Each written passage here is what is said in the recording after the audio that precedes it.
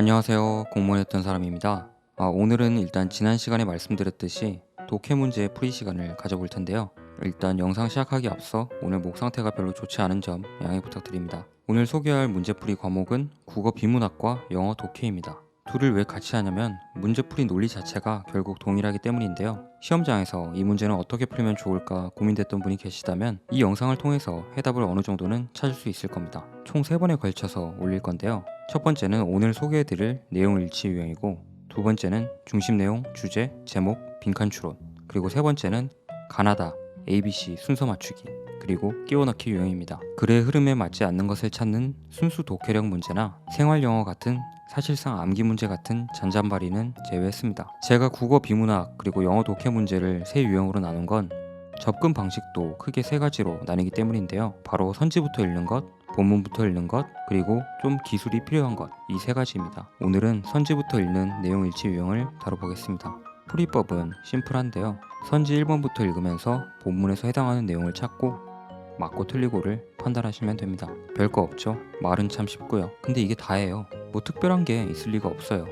여러분이 하셔야 될 거는 눈을 크게 뜨고 레이더를 바짝 세우면서 집중하는 것 뿐입니다. 한 가지 팁을 드리자면 선지의 문장과 동일한 문장을 찾는다기보다는 선지에 나온 키워드 중심으로 찾으시면 더 빠르다는 거예요. 예를 들어서 이런 문장이 있다고 할게요.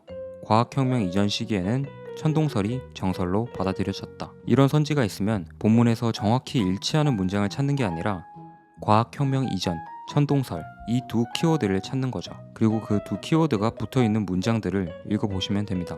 내용일치 문제의 경우 왜 선지부터 보는 게 좋다고 생각을 하냐면 선지에서 물어보는 건 글의 중심 내용이 아닌 예시, 부연 설명 같은 건데 시험장에서 본문부터 읽게 되면 우리가 평소에 독해 연습을 할 때 글의 전체적인 흐름을 예상하는 식으로 독해 연습을 하기 때문에 예시나 필자 주장의 근거 같은 뒷받침하는 문장들은 귀 깊게 읽지 않기 때문이에요. 그래서 본문을 다 읽고 선지로 갔을 때 거진 다 까먹어요. 평소에 이런 습관 때문에 내용 일치의 경우에는 그냥 작정하고 선지부터 접근하는 게 좋습니다. 이건 선지와 본문 간의 패러프레이징이 별로 심하지 않은 공무원 시험의 일치 문제를 공략하는데 아주 적절한 방법이라고 생각해요.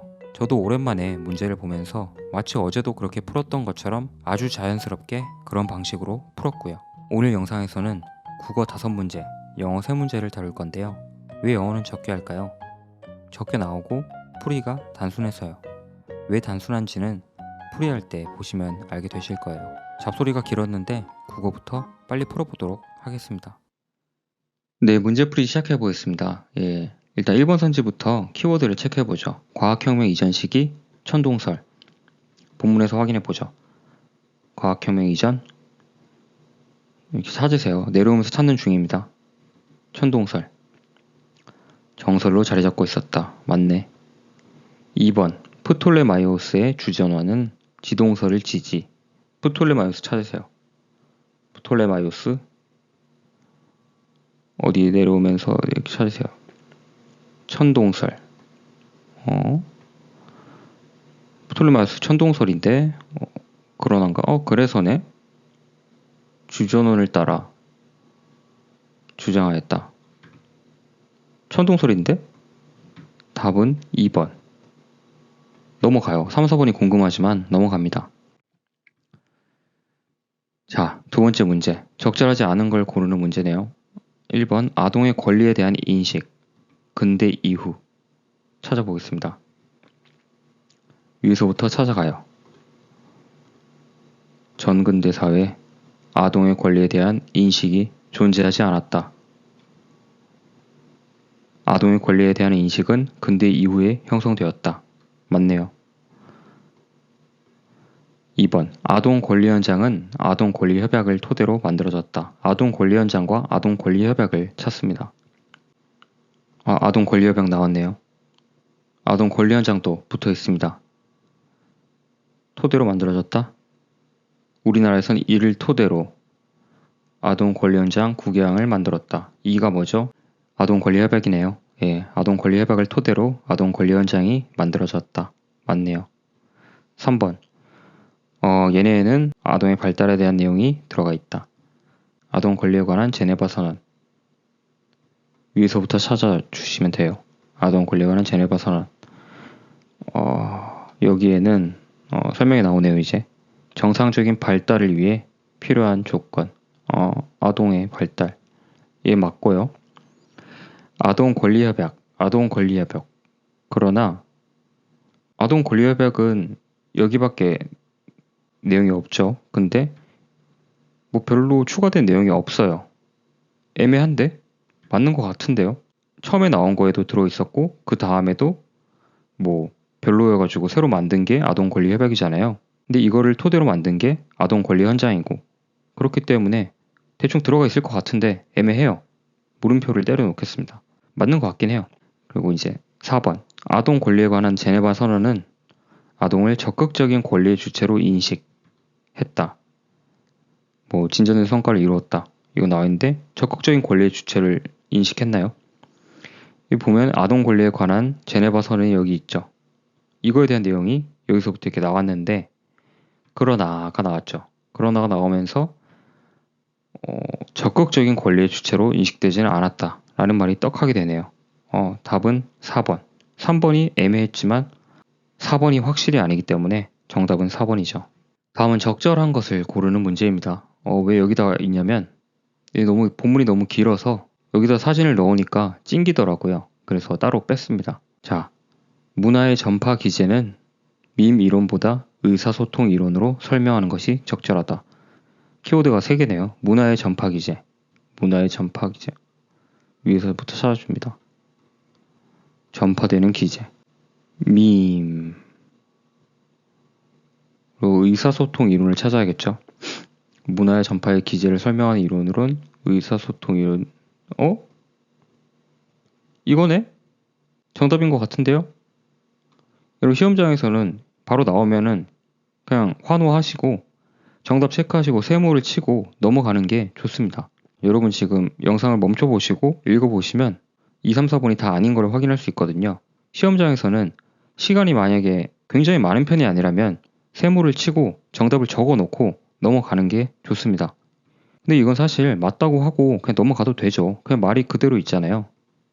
이 말이랑 이 말이랑. 그렇기 때문에 그냥 넘어가셔도 되긴 해요. 다음 글에 대한 이해로 적절하지 않은 것은 적절하지 않은 걸 모르는 문제네요.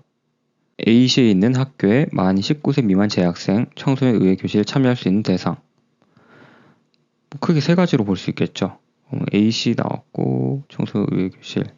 만 19세만 찾으면 되겠죠. 19세. A시에 있는 학교에 재학 중인 만 19세 미만의 청소년이다. 여기에 참여할 수 있는 대상. 여기가 어딜까요? 여기죠. 제한 프로그램 청소년 의회 교실. 정답. 2번. A시의 시의회 의장. 시의회 의장을 찾으세요. 시의회 의장? 여기 있네. 시의회 의장은 참가자 선정 및 운영 방안을 결정할 수 있다. 뭐야 이거 아닌데?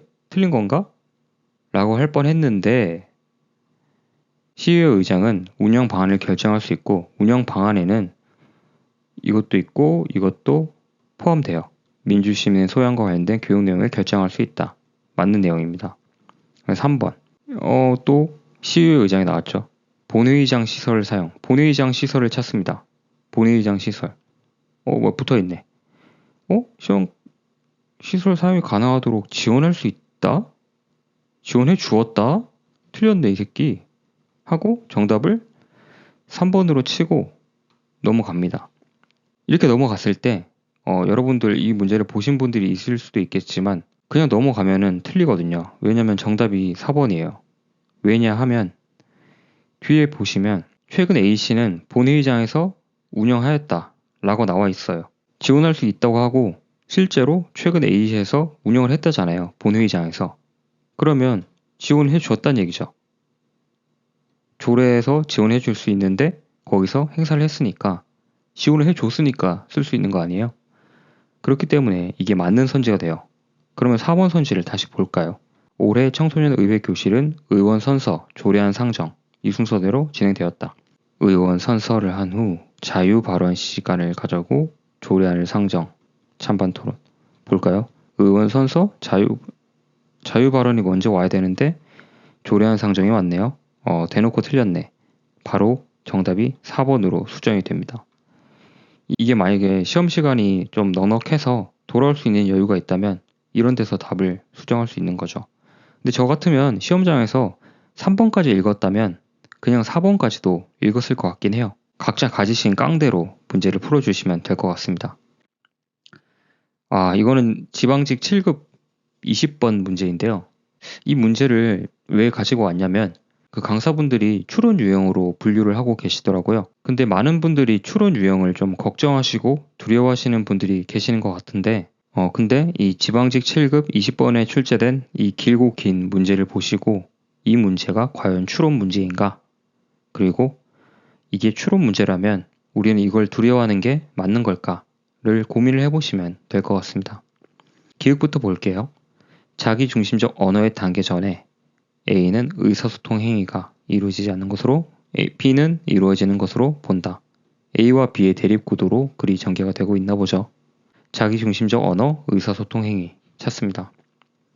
근데 자기중심적 언어가 딱 봐도 눈에 많이 띌 거예요. 이거 여러분들이 풀어보시면 아시겠지만 봤을 때 딱 많이 보이거든요. 그렇기 때문에 자기중심적 언어를 내 메인 키워드로 삼지 말고 나한테는 의사소통 행위라는 키워드를 찾는 게 더 중요하겠구나. 이런 생각이 자연스럽게 들어야 됩니다.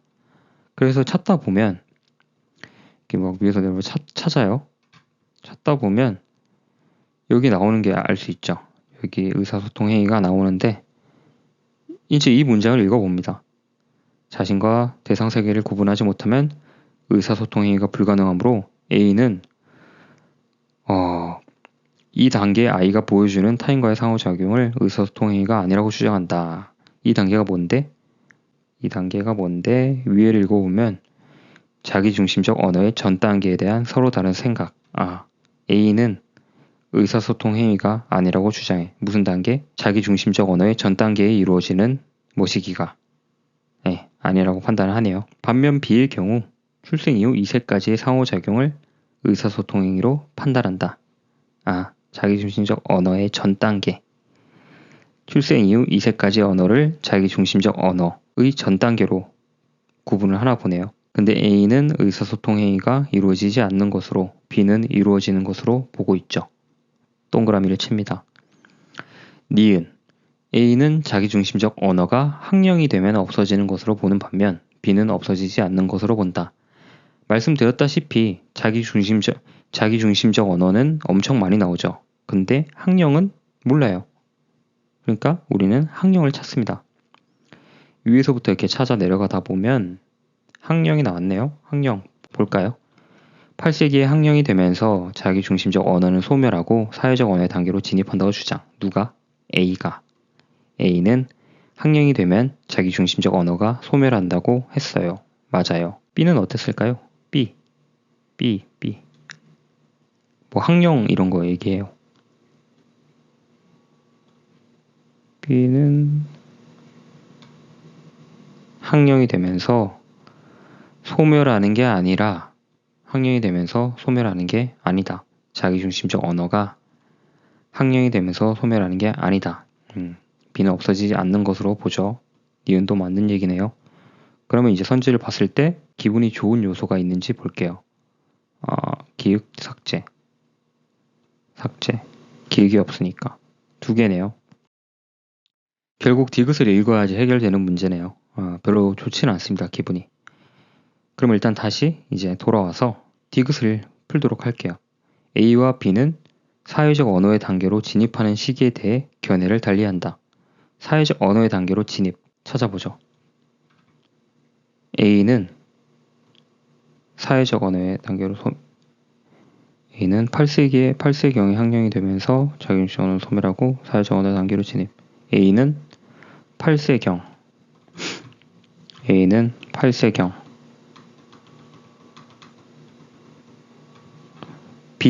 B를 볼까요? B는 사회적 언어 어디 나와 있나요? B는 어디에 있을까요?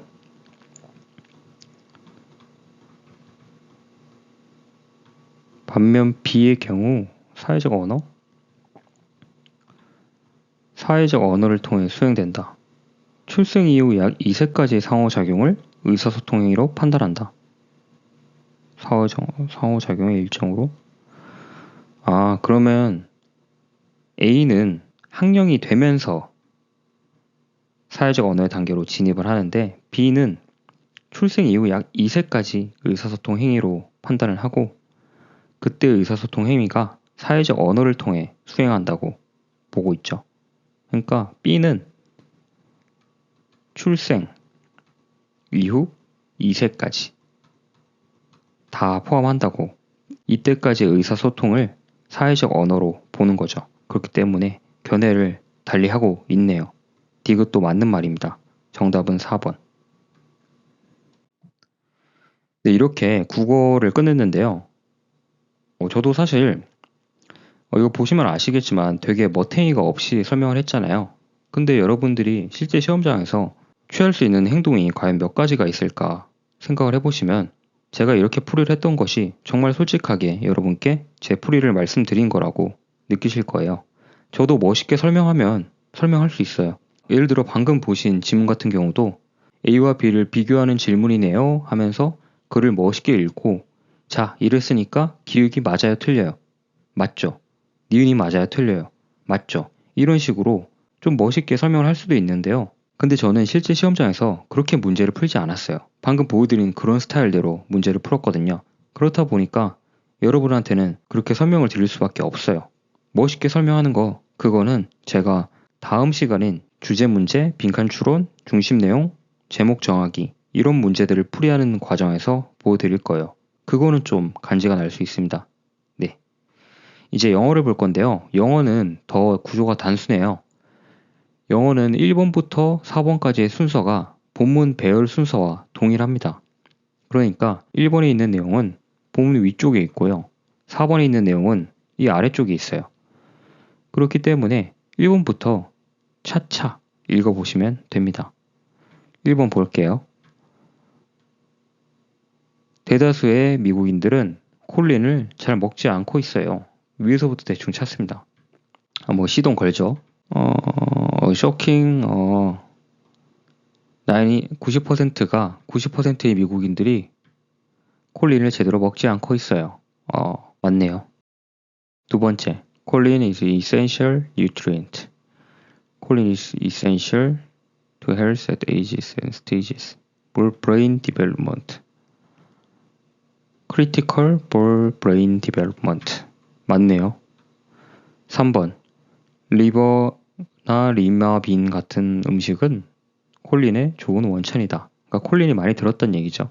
그럼 이 읽은데 밑에서부터 읽으면 돼요. 리버랑 리마빈을 찾으면 됩니다. 우리는.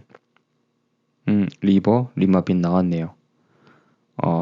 그 문장을 읽어주시는 게 중요하죠. Plus the foods that are rich in choline are the most popular.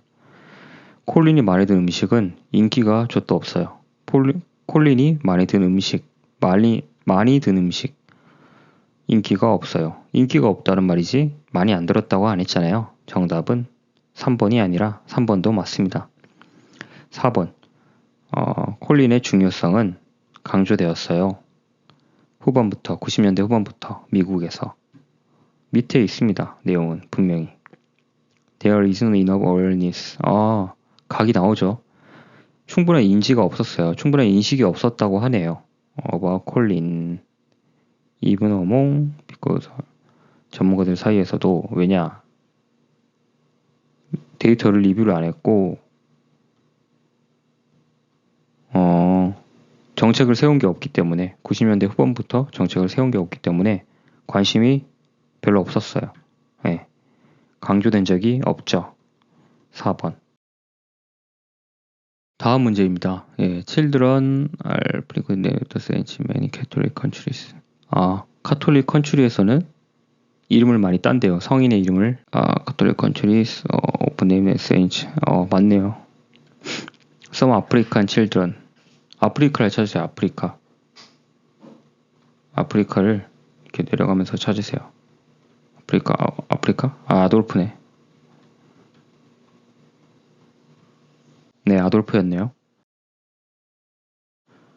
아프리카 countries where poverty is very high. Only name their children when they reach 5 years old. 5살이 돼야 이름을 지어준다. 맞는 말이죠. changing one's name is totally unacceptable in the culture of Australian Aborigine. 오스트레일리안 애보리진에서는 이름을 바꾸는 게 용납이 안 돼요. 오스트리아 찾으시면 되죠. 내려가다 보면 여기 있습니다. Can keep changing their name throughout their life. 인생 전체 동안 계속 바꿔도 된다는데요. 틀렸네요. 답은 3번. 4번은 안 읽어도 되지만 읽어줍니다. 당연히 맞는 말이죠. 하나만 하는 말을 했네요. 넘어갑니다. 영어 불일치 문제의 경우에는 3번부터 읽는 거를 추천드리는데요. 왜냐? 답이 3, 4번에 몰려 있어요. 적어도 최근 2년 동안 치러진 4번의 시험은 다 그랬습니다. 이게 아마 선지 순서랑 보문 순서가 똑같아서 좀 더 읽게 하려고 그런 것 같은데요. 3번부터 읽으면 좀 더 빨리 답을 찾을 수 있습니다. 물론 도박적인 부분이 있죠. 3, 4번 읽었는데 답이 없을 수도 있으니까요. 그러면 그냥 1번 다시 가서 찾으면 됩니다. 그냥 돌아가면 돼요. 1, 2번 다시 보시면 됩니다. 뭐 나오던 대로 3, 4번에서 답이 나오면 좋은 거고 아니어도 당황하지 않고 돌아가서 풀면 됩니다. 예시 문제로 확인해 보겠습니다. 크리스토퍼 놀란은 청각 장애로 인해 들을 수 없었다. 3번이니까 한 이 정도쯤부터 읽으면 될 것 같아요. 왠지 느낌이 그렇습니다. 자, 놀란 캐널 어털. 놀란은 말을 잘 못했어요. 이걸 말하다라는 단어를 모르면은 사실 낚일 수 있죠. 그럼에도 불구하고 그러나 운이 좋게도 그의 뇌 손상은 별로 지능을 손상할 정도는 아니어서 그의 hearing was normal. 청각은 normal이었어요. hearing was normal. 정답 3번. 네, 끝났습니다. 자, 오늘은 국어 영어 실전 문제풀이 중 국어와 영어의 내용 일치 유형을 푸는 방법을 알아봤는데요. 제 풀이를 보시면 아시겠지만 이게 글 전체를 잘 이해하지 않고도 정답을 찾는 방법이거든요. 저는 내용 일치의 경우에는 이 방식이 실제 시험장에서는 가장 적합하다고 생각해요. 근데 그럼에도 평소에 독해 연습은 지난 영상에서 말씀드린 것처럼 해주시는 게 좋다고 생각해요. 왜냐면 시험에서 자신있게 이 방식을 쓰려면 다시 읽어도 풀 수 있다는 그런 자신감이 뒷받침돼야 되거든요. 좀 말려서 답이 잘 안 보일 때가 있는데 그때는 지난 시간에 말씀드린 것처럼 첫 문장부터 집중해서 읽고 글의 방향을 예측하고 대략적인 구조를 파악하는 게 답을 찾는 데 도움이 될 겁니다. 아마 다음 문제풀이 영상에서 다룰 주제, 중심 내용, 빈칸 추론 문제풀이를 보시면 조금 더 이해가 되실 겁니다. 이제 여름이 거의 끝났다고 봐도 될 정도로 시원한데요. 가을, 참 감성 타기 좋은 계절이죠. 지금처럼 바람이 서늘해지기 시작할 때 유혹에 빠지지 않고 고독하게 공부한 내 모습은 합격에 긍정적일 뿐 아니라 시간이 지나 돌아봤을 때 나만의 소중한 추억의 한 컷으로 기억될 겁니다. 오늘 영상은 여기까지고요. 모두들 좋은 하루 보내세요. 감사합니다.